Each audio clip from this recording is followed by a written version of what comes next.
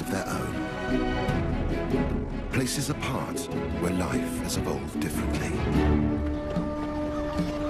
But in our modern interconnected world, islands are also part of a global community that's changing, for better or worse.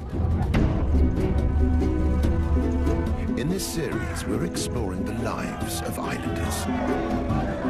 We're discovering that no matter how distant they are from the mainland, how distinctive their histories, or how proud they are of their independence, islands can't separate their futures from the fate of humanity as a whole. In so many ways, these shores are the front line of global change. What happens here matters to us all.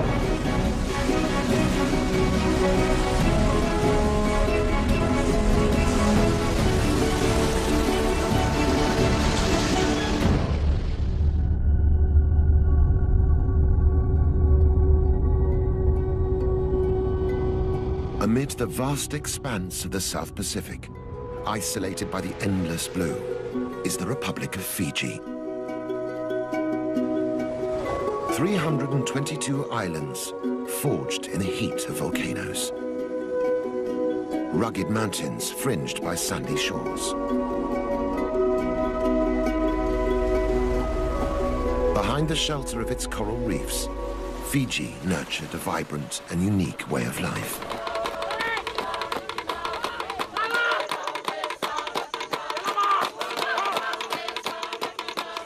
Over the centuries, it grew to be a powerful and proud culture. Notorious amongst early European explorers for its ferocious cannibals and mighty warriors.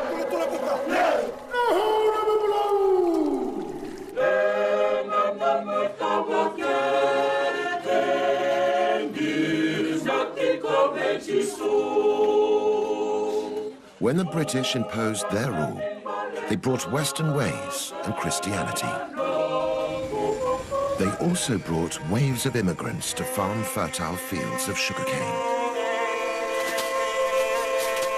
Indian laborers, whose presence here was a trigger for conflict and violence.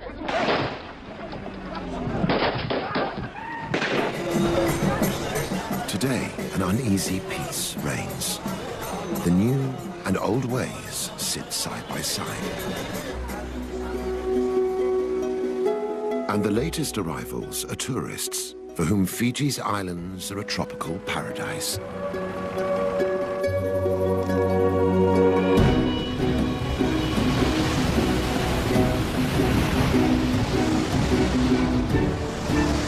But new waves of change are looming. They're threatening to turn this idyll from playground to battleground.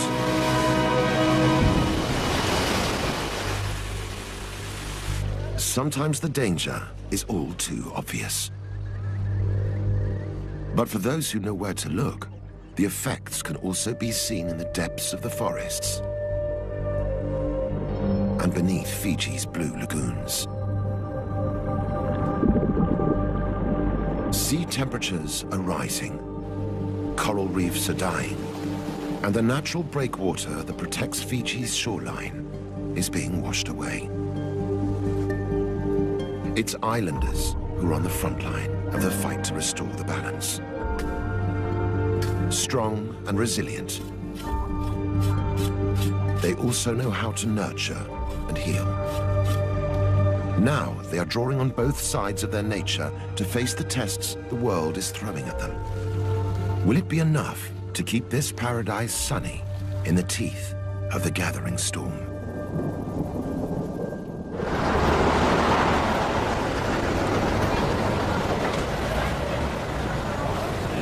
Today, most of Fiji's 1 million population lives on the big island of Viti Levu. The capital, Suva, and a dozen other towns pulse to an urban beat.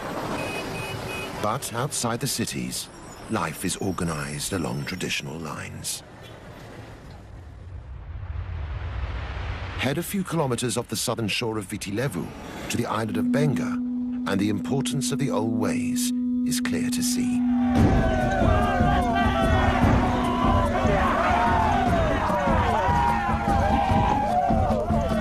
Here, ancient rituals evoke a pre-contact, pre-Christian world. Distanced from the mainland, life moves at its own pace on Benga. Underpinning this modern-looking village is a unique way of life, where ancient traditions still survive. Villagers live as a collective, sharing the work and the wealth amongst themselves.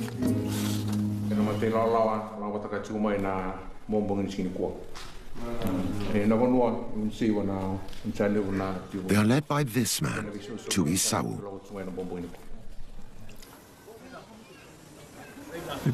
It is good to have a chiefly leadership in the village. It allows us to look after the village and, more importantly, the welfare of our villagers. Today, Tui has ordered the villagers to prepare for an incredible ritual, which proves the power of the old tribal ways. They fire up the lovo, or ground oven, for a celebratory feast. Every family has a specific role to play. But the ritual preparing of the feast isn't just about nourishing the body. It's one of the ways in which village children are taught to respect their tribal traditions. For Tui Sau, it's crucial to ensuring the old ways survive. It's important to teach them the right protocols, how to behave, and the different roles they must adopt in the village. But across the ocean, winds of change are blowing towards Benga. I think the Western way of living in Suva has a negative effect on our lives. It's easier to look after the village when there is one way of life and everyone is united. One custom that Tui Sau is determined to safeguard is Vila Vila Irevo, or literally, jumping into the oven. We know it as firewalking. Firewalking has been around for as long as Benga itself. Our fathers and their forefathers have been firewalking all of their lives, and now we firewalk also.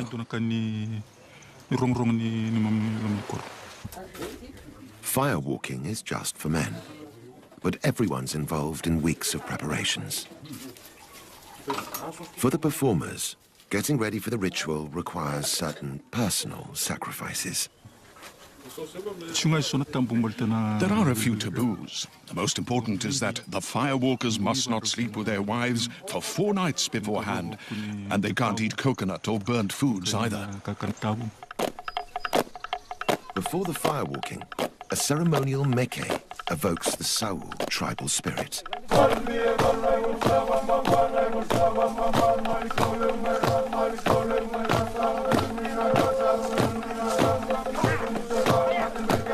Warriors brandishing old war clubs reenact the battles of village ancestors. For centuries, these meke have been used to keep the past alive, and even to predict the future.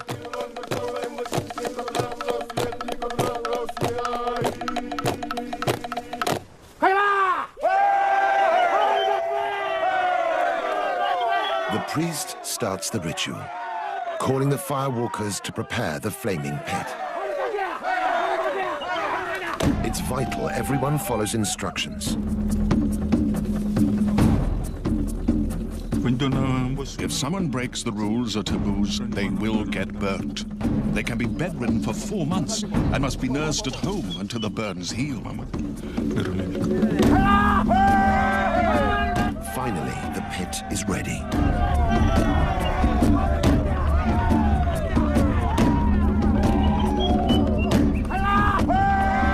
One by one, the Sau tribesmen brave the scorching heat to walk in the footsteps of their ancestors.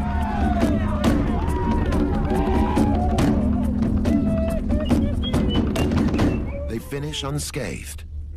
The honor of the tribe upheld.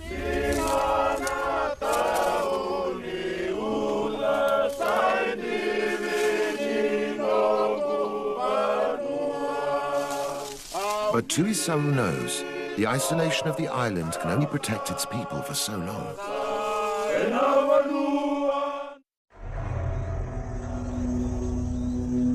Dark clouds are gathering on Benga's horizon. Change is coming that even the firewalkers and their prophetic rituals cannot foresee.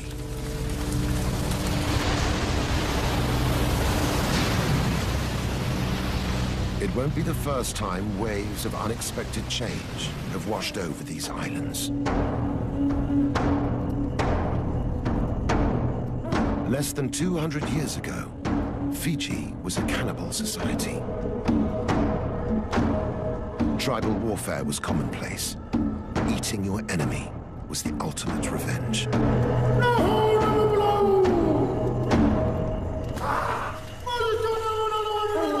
Christian missionaries from Europe set out to rid the islands of cannibalism. In 1867, Thomas Baker, an ambitious young minister, would pay the ultimate price. Declared an enemy, Baker was offered up as a sacrifice to the tribal war god. Then slaughtered, cooked, and eaten.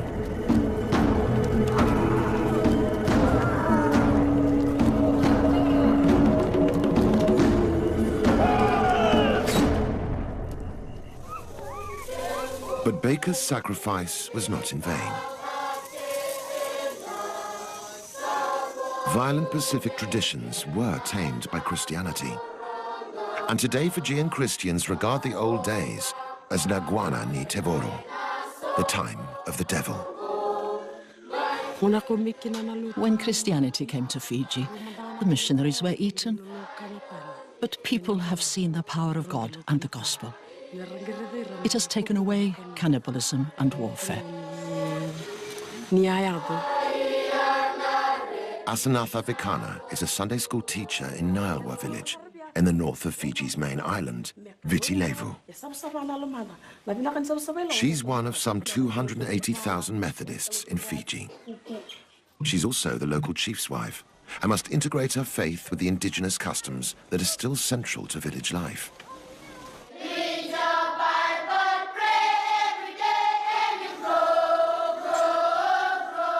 Christianity came to Fiji as a foreign religion and had to deal with the traditions and the people it found here.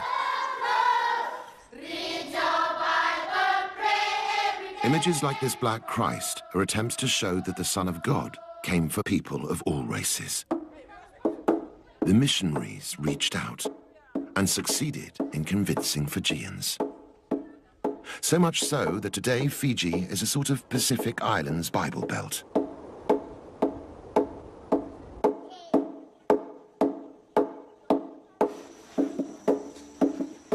Although the days of tribal warfare are behind them, the villagers still have a tribal approach to worship. Christianity here is a real communal event.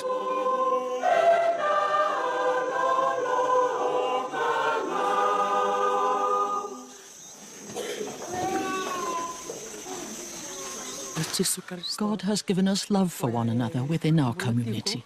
That's why our village is united. Also uniting the village is Asanatha herself. As the chief's wife, she shares his responsibility for the community's well-being.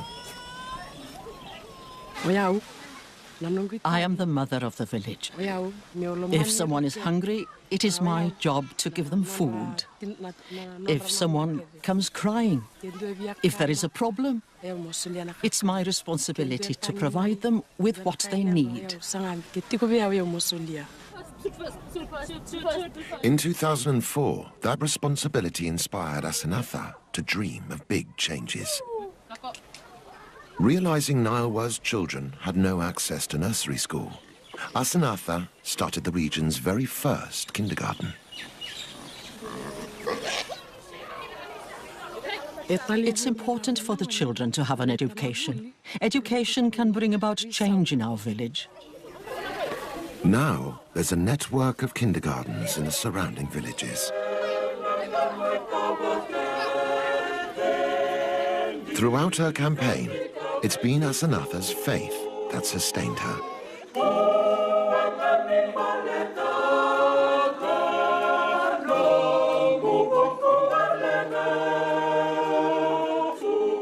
But the new faith and the old ways don't always go harmoniously together. Echoing around the national stadium is a voice from Fiji's ancestral past.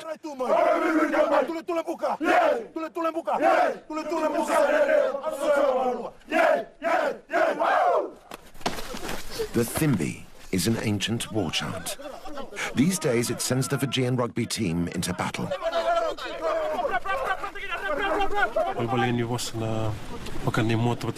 The words mean, we have our shields and our spears, and we're going into battle. We're telling our opponents, we'll take you down. Now the Thimbi has become a rallying cry for ancient customs threatened for being unchristian.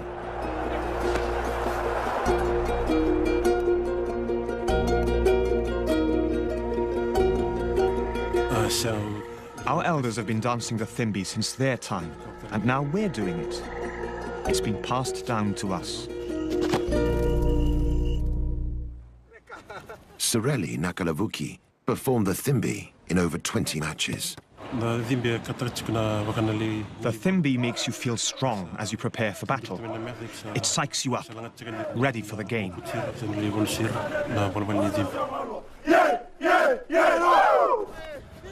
But some church authorities didn't see it that way. In 2009, they declared the old war chant ungodly. With the support of the team pastor, they demanded a ban. Under heavy pressure, the team broke a 70-year tradition. They dropped the Thimbi ahead of a big international game. Whether or not they angered their old gods, the team were badly defeated.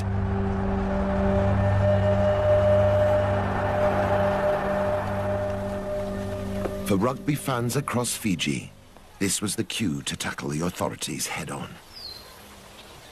They stood up in support of the old ritual and its place in the much-loved national game.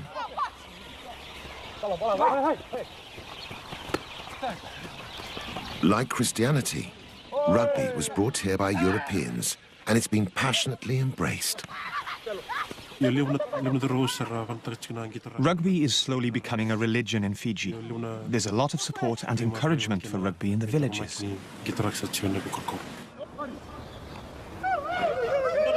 It's one of Fiji's best-known exports and a matter of great national pride.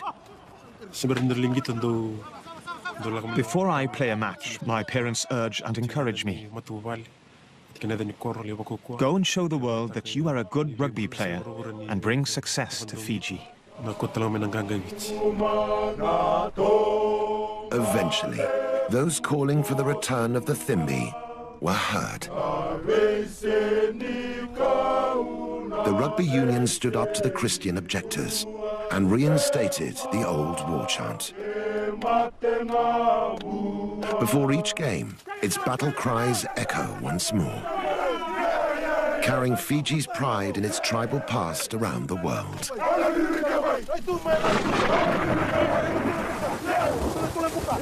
But while the team represent their nation with pride, the future of their island looks dangerously uncertain.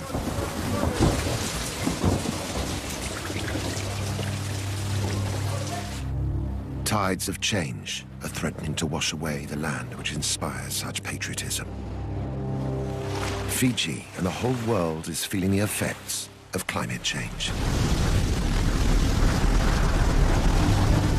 A big factor on the island is the El Niño weather pattern.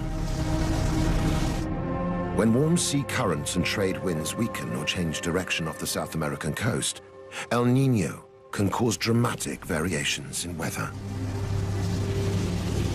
In Fiji, it's happening more and more frequently.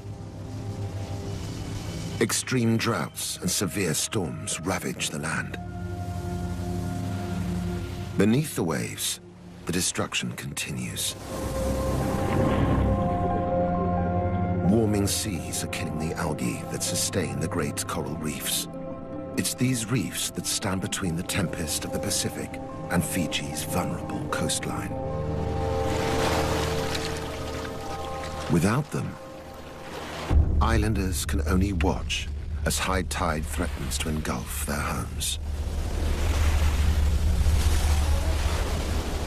Graves that once lay under coconut trees now lie under the waves.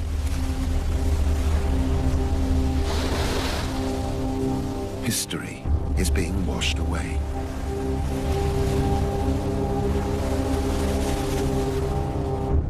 "90% of Fiji's population live along the coast. Many are wondering if it's time to head for the hills.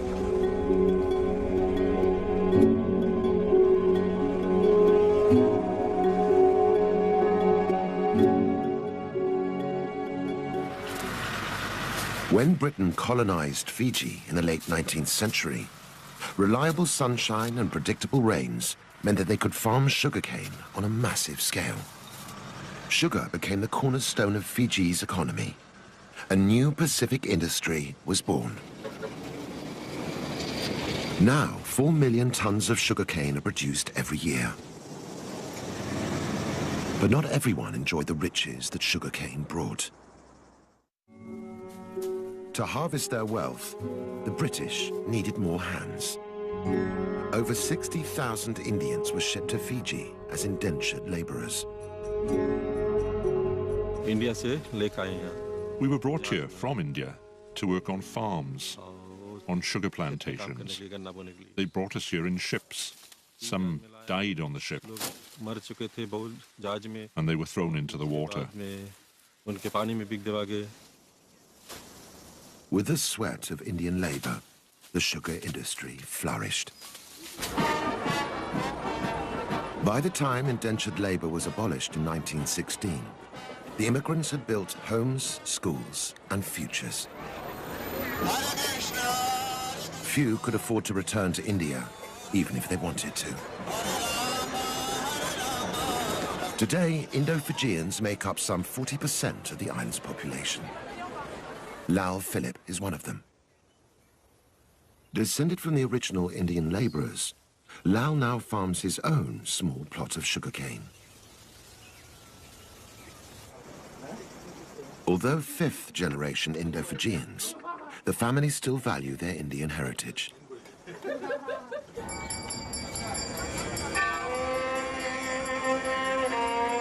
Their Indian spirituality has taken root in their adopted homeland.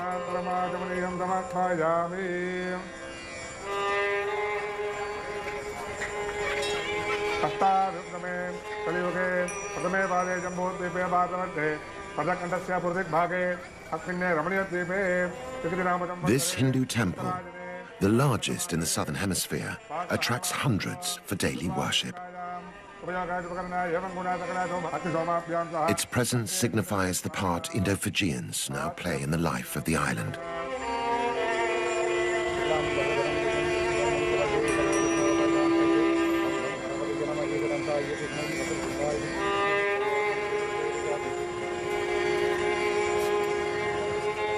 Inside, the devoted worship Lord Murugan, the guardian deity of the seasonal rains.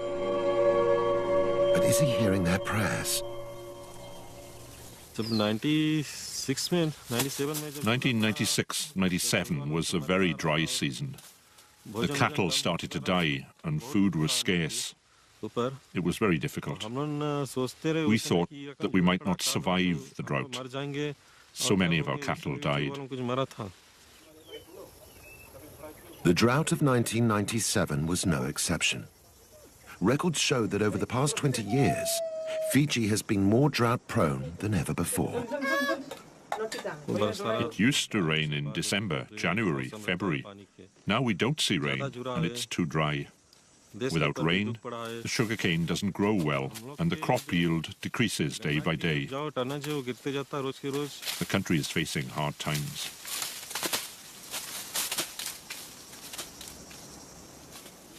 But for farmers like Lal, it's not just the weather that could ruin the harvest.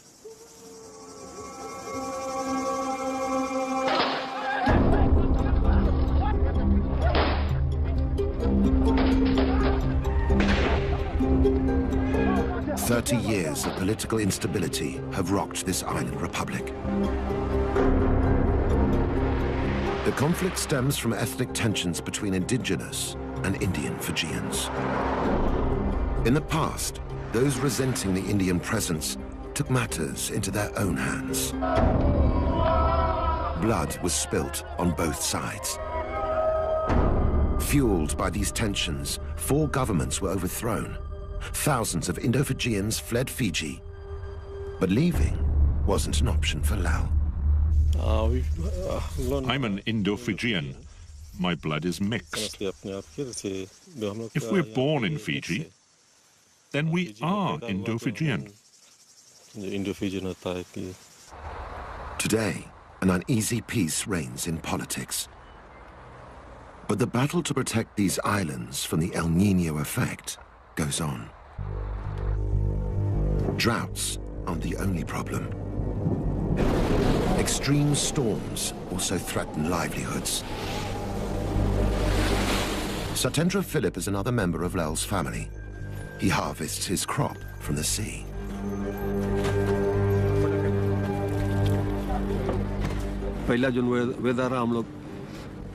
We used to have good weather, but now it's very unpredictable. With no warning, the sea can get very rough. All sorts of changes are happening. Even on a beautiful day, beneath the calm ocean surface, there are dangerous currents of change. Powered by El Niño, they bring unseasonably violent weather. Fishermen like Satendra are caught in the eye of the storm. Once I forgot my radio at home. When I was out at sea, another boat warned that a hurricane was coming, so we took shelter on a nearby island. It was a very frightening experience, and we thought a lot about our families. My boat was damaged. It was one of the most difficult moments I've ever faced. Big storms are also bad news for fish stocks.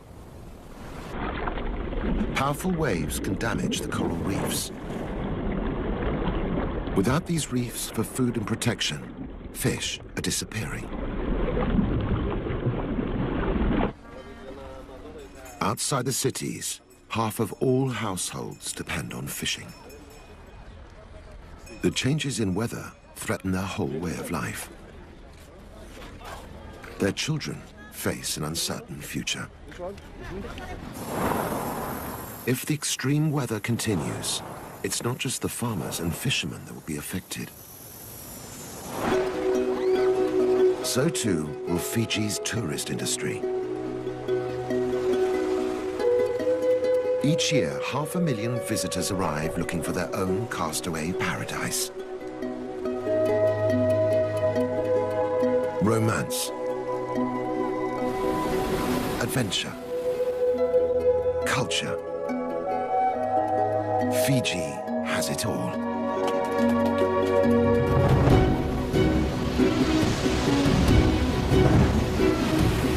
Today, the island boasts one of the most popular surfing swells in the world. But as the El Niño effect continues, even the bravest will struggle to ride out the storm.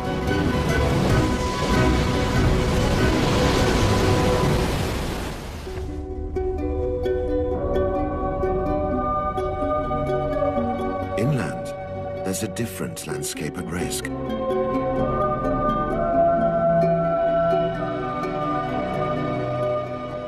Fiji's mountainous interior is an unspoiled Eden. Imposing cliffs conceal rare orchids. Tropical rainforests hide a lush diversity of life.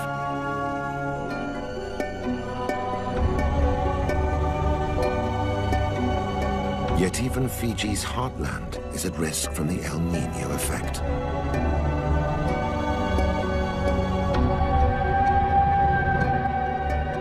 An increase in extreme weather is causing vast landslides and devastating floods.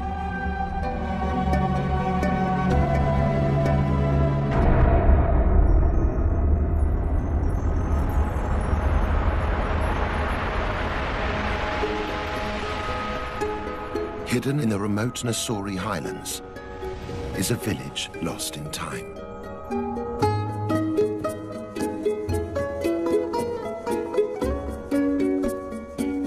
Navala is a Fijian village in the most traditional sense.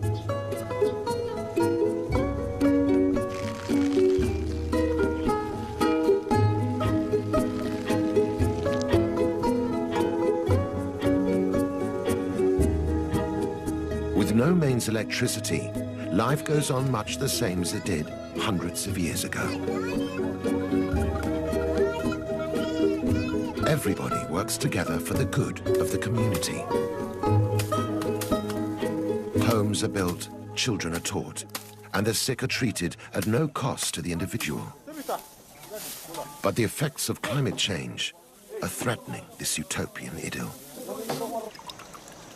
Mili Sura is medicine woman to more than 500 villagers. She comes from a long line of traditional healers. Millie believes healing is in her blood, and ancient laws govern its use. I keep my knowledge of medicine making a secret. I can't tell anyone else because if I make this knowledge public, it can reduce the effects of the medicine. Millie sees her patients every day, and their complaints are seasonal. In this current weather, we mostly have cases of toothache and people suffering from colds or intestinal pain. This patient has an abscess. Using herbal remedies, Millie can offer pain relief and a natural antiseptic.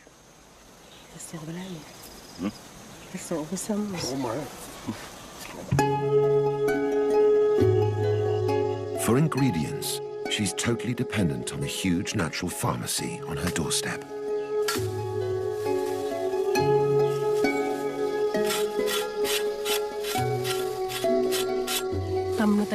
You have to walk far to reach some medicines, while others grow in hard-to-reach places like on cliffs or the top of a mountain. The harder it is to find, the better the healing power of the medicine. These days, Millie's remedies are in great demand. The change in weather brings with it numerous infections. At times like this, lots of people come to ask me for medicine. People here have come to understand how the plants and herbs which grow around them can keep their families healthy. In Millie's hands, this wisdom can be released to heal a new generation. Take a mango tree, for instance. It can be used in lots of ways. It can be scraped and mixed with hot water and salt for gargling. And it can also be drunk to treat diarrhea.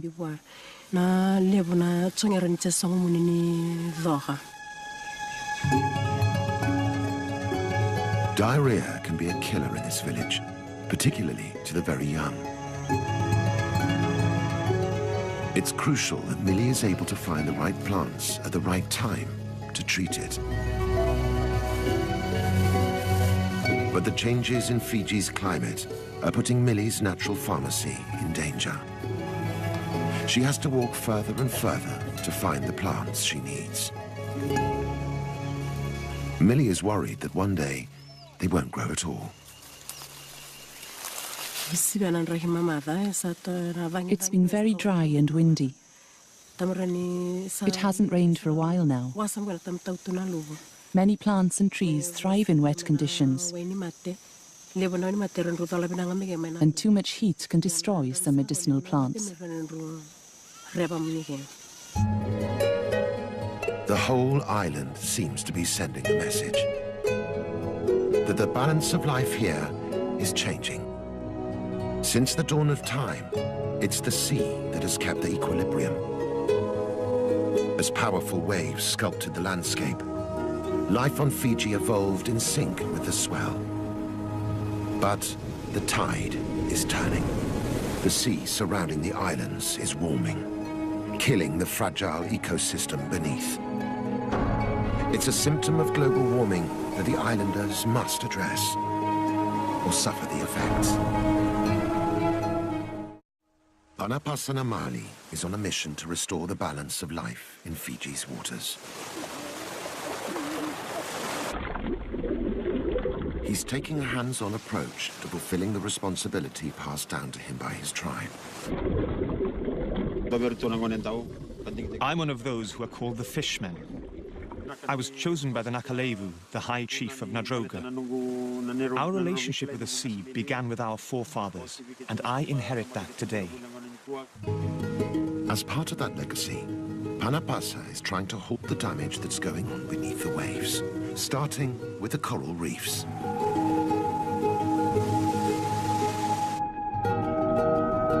These reefs shield the island by absorbing the force of the powerful Pacific waves.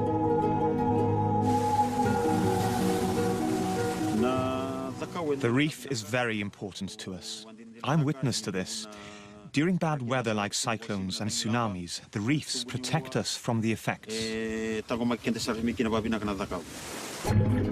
reef is also home to many species of fish.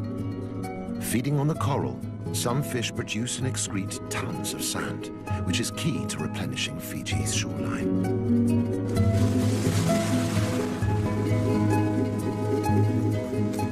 But this delicate ecosystem is being washed away. Under the heat stress of warming seas, Fiji's coral reefs are dying. In some parts of the Pacific, 80% of living reefs have been lost. Without coral to feed on, fish are disappearing. And without fish to replenish them, Fiji's beaches are washing away. For Panapasa, the solution is clear.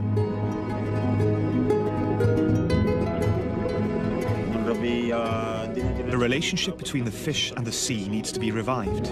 We need to restore life to the waters. One way to bring back the balance is to restore the coral reefs. On the island of Motoriki, villagers are doing just that. They've started to farm coral on a scale that could make a difference.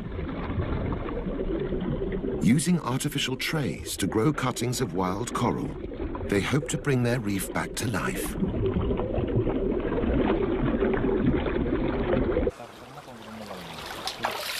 In just 12 months, these tiny cuttings will have doubled in size. The adult corals will then be replanted onto dying reefs, bringing them blossoming back to health.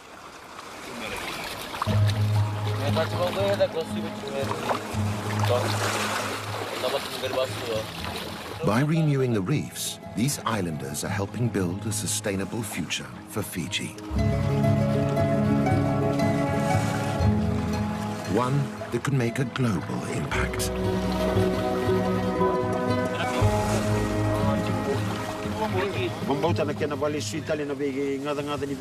I believe that if we keep making efforts to give back, to renew our water and our seas, our corals and our fish, our efforts will become known all over the world.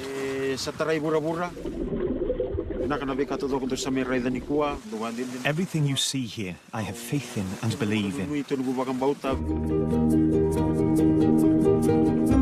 Though it's too early to see long-term results, the signs are promising. The islanders have started the fight back against climate change in Fiji.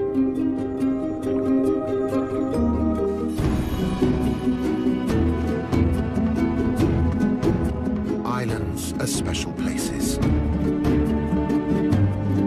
Fiji's islands amongst the most distinctive of them all.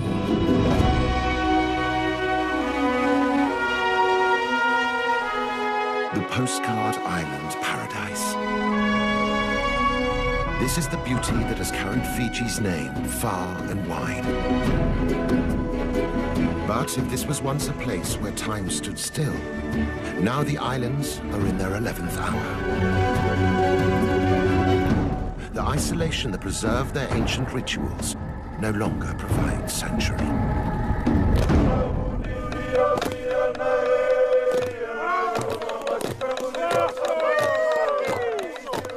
Fiji's children are taught to respect traditions passed down from their fathers and to learn from the care lavished on them by their mothers. These are children who can still enjoy their season in the sun. But as they grow, they'll tackle challenges no other generation has had to face. Not only must they learn to live with their divided past, they must build their future in a changing world and protect their islands in all their fragile beauty. Facing new horizons, Fiji's children must adapt, even as they hold fast to the strengths their island legacy has given them. In a changing world, we all have lessons to learn from Fiji.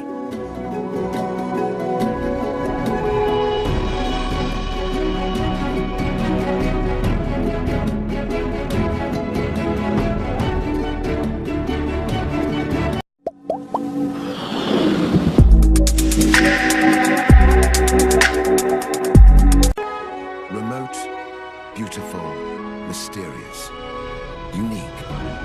Islands are worlds of their own. Places apart where life has evolved differently. But in our modern interconnected world, islands are also part of a global community that's changing, for better or worse. In this series, we're exploring the lives of islanders. We're discovering that no matter how distant they are from the mainland, how distinctive their histories, or how proud they are of their independence, islands can't separate their futures from the fate of humanity as a whole. In so many ways, these shores are the front line of global change. What happens here matters to us all.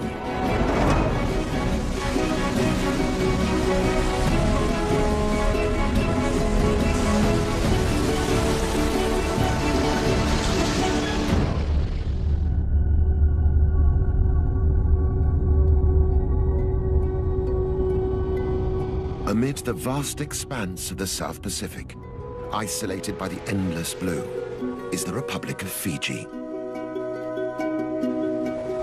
322 islands forged in the heat of volcanoes. Rugged mountains fringed by sandy shores. Behind the shelter of its coral reefs, Fiji nurtured a vibrant and unique way of life.